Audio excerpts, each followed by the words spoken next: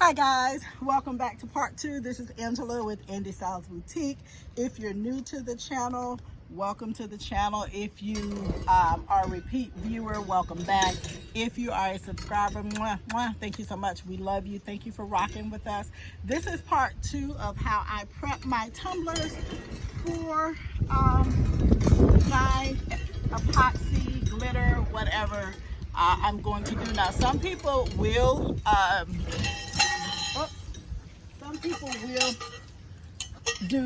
they'll take and scratch them up, dent them up with the sandpaper. I don't do that. Some people do, I just don't. So now they're ready to be spray painted. I use a white spray paint. I have other colors that I use, but what I've learned is that starting with white, you can take that tumbler anywhere you want to take it. So all I do is this paint, I use this Rust-Oleum. I get this from Ollie's. I also use this paint that I get from Lowe's. It's their cheaper version of paint. It works pretty well. So I haven't had any problems with it. I have to throw that glove away because a hole is in it. But anyway, the wind is blowing here, so you may hear that. But I'm outside working, and it was just a nice day, although it looks like we're going to get some rain. But we can do part 2 here, and then part 3 I can take inside. So when you're buying paint, this tab here, and I'm not trying to insult anyone, I'm just letting you know that whatever color you see here is the color of the paint that's inside.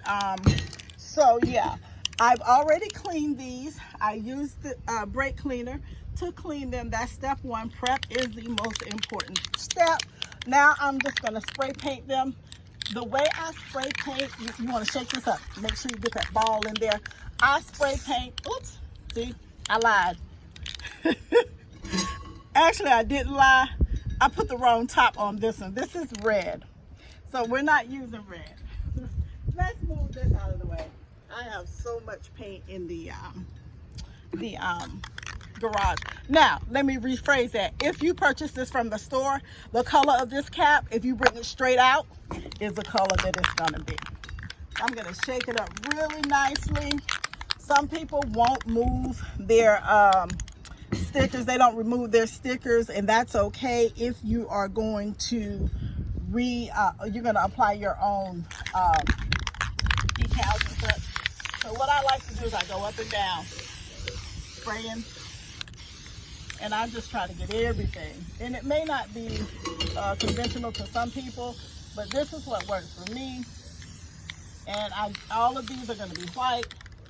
So spray and turn. I just spray up and down, keeping my distance. You just want to coat it. You're not going to coat it instantly all over. So when I first started spray painting, that was something that I was very impatient. So I was like, oh my God, let me just spray this all in one. Make sure your distance is good, because that helps to go evenly. I do go up and down when I'm spray painting, just because the the back and forth like this didn't work for me. All right, let's see. I want to make sure you guys can see what I'm doing here. Shake it up. Just go up and down. These paper towel holders from Dollar Tree they're the bomb. That helps me to be able to move around. The wind is blowing now, but if I was doing this on the day where the wind was not blowing, I would move around the table. Instead of moving this, I will walk around the table in a circle. And like I said, be patient with it. You're not going to cover it all in one swoop. It is stainless steel, and you want to make sure. Now the wind's not blowing, so I'm going to move around it, and then I'll turn it. And if you're going to do something else with this,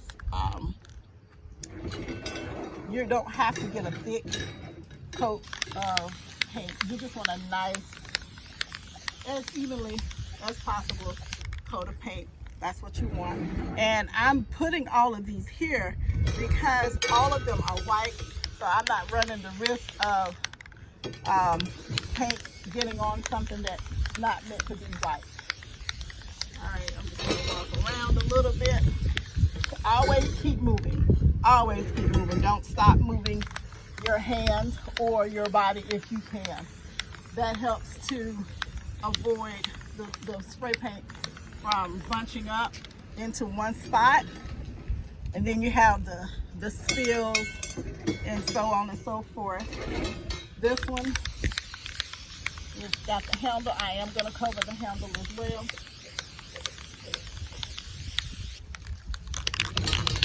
Don't forget to shake up. And although I'm moving up and down to shake, I'm still shaking.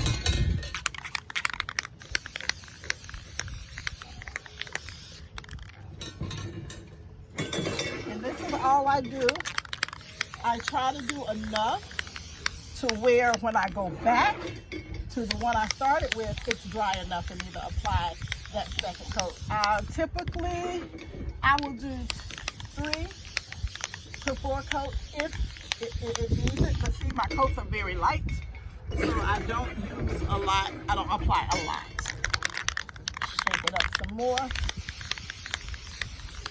And I do them all, I do as many as I either have or as many paper towel holders that I have in my possession.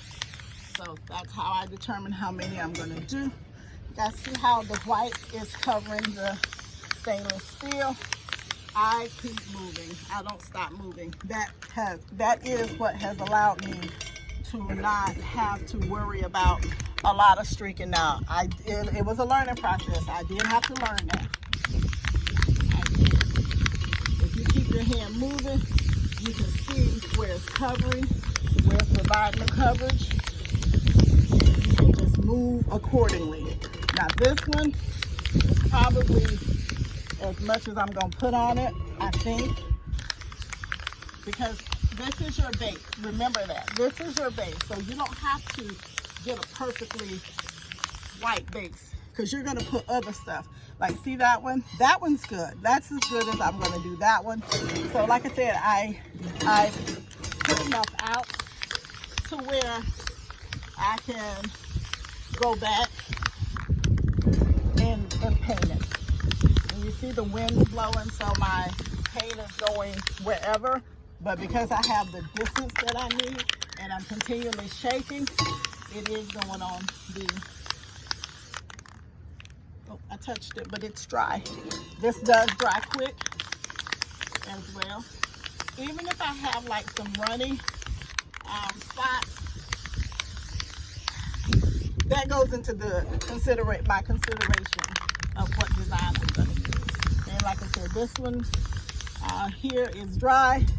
It is ready. Yeah, I could do one more coat if I wanted to. I'll look and see how it feels. Like, I think we paid less than let's see. Wait, you know what? It was either $1.98 or something like that for this can of paint. It wasn't very expensive, and it's the least expensive one at Lowe's. So I like it. As you can see, it is giving me good coverage. This line goblet is ready. I don't use heavy coats at all because I'm doing something else with this stuff. Now, if this cup was just going to be white, and I wanted to, if somebody ordered just a white cup, a white tumbler, then of course I would do more coating on it. But like I said, because I keep moving, it allows me to get nice coverage anyway. I don't go this way, I go up and down, up and down. And because I'm moving, constantly moving, it's getting where I need it to go. That part is going to run a little bit, but I'll fix that. I typically try to be away from it a little more too. that one's fine. So that's 2 that's ready. I'm gonna go a little bit more on this side for this one, just to even it out. This is pretty simple. When I first started spray painting, I was a hot mess. It was a disaster, and I saw people on YouTube with the little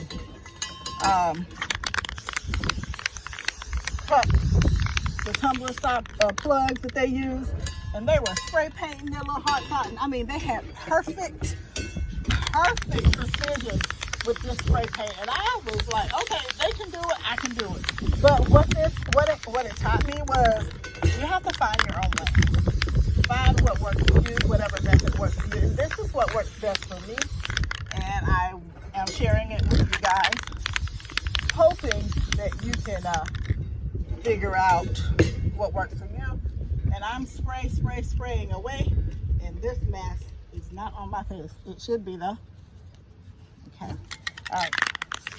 Now this can, like I said, was very inexpensive, and we coated almost 10 cups with it. Let's see. Just to give you an idea of how far it'll go.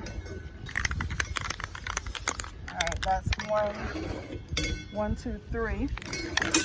Well, number 4, and I can hear it or feel it getting. Make sure you wear gloves, guys, when you're doing this, because I'm very particular about what goes on my hand. I don't like paint on my hands. I don't like glue, glitter. It happens, absolutely, but I don't like it. Also, keep a pressure or keep a pulse on how much spray is in your can, because you don't want it to sit on your perfectly painted cup. Okay, I'm going to adjust my mask.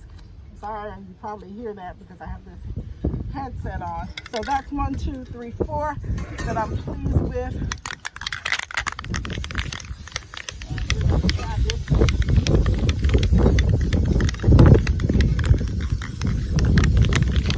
It is getting low.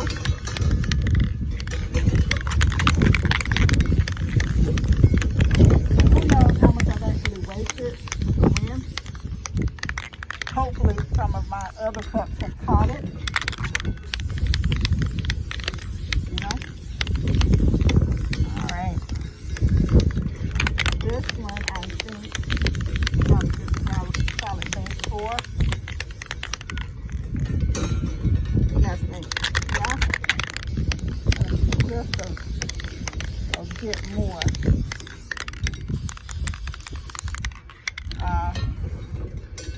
1, 2, 3, 4, 6, and it's almost out. So we're gonna do the video until it runs out. Once it runs out, we're done with part 2, and we'll let these dry. It doesn't take long to dry. What I typically do is let them dry overnight though. So I'm not gonna change that practice. And like I said, I'll do more than one at a time, especially for the prep part. Designing, not so much, because you need to pay attention to what you're doing. One spot. There we go. All right. So these are my cups. I have 1, 2, 3, 4, 5.